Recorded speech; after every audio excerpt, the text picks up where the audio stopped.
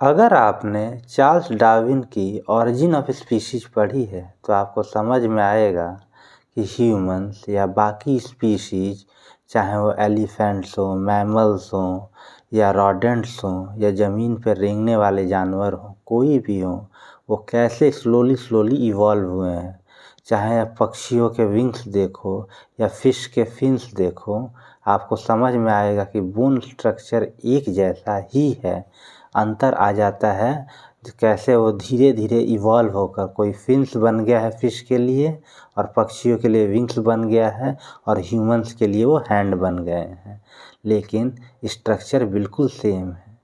Charles Darwin बात करते हैं नेचुरल सिलेक्शन की, जिसमें जो जीन्स बहुत ही ज़्यादा प्रभावी होते हैं या माहौल में ढलने के लिए, अडेप्ट करने के लिए बहुत ही अच्छे से सहयोग करते हैं, वो ज़्यादा सर्वाइव कर पाते हैं, और जो उस माहौल में अडेप्ट नहीं कर पाते या इतने स्ट्रांग नहीं होते हैं, वो विलुप्त हो जाते हैं या ख़त्म हो जाते हैं पूरी तरीके से।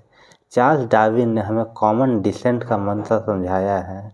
कि हमारा और चिंपैंजीज का जो डीएनए है वो काफ़ी हद तक सेम है, और इतना ही नहीं, ये भी हो सकता है कि हमारा उनसे इवोल्यूशन हुआ है, इसमें तो कोई शक नहीं है। हम आर्टिफिशियल सिलेक्शन करके भी देख चुके हैं कि अलग अलग जीन्स को मॉडिफाई करके हम अलग अलग क्रॉप्स की वैरायटीज बना सकते हैं, या जीन्स में चेंज करके हम बच्चों का आईज या कितनी हाइट हो या कैसा कलर हो सब डिसाइड कर सकते हैं। तो जेनेटिक मॉडिफिकेशन तो इससे प्रूव हो गया, लेकिन जब डीएनए आया, जब डीएनए में रिसर्च हुई तो उससे ये भी क्लियर हो गया कि हाँ, चार्ल्स डार्विन की थ्योरी सही है।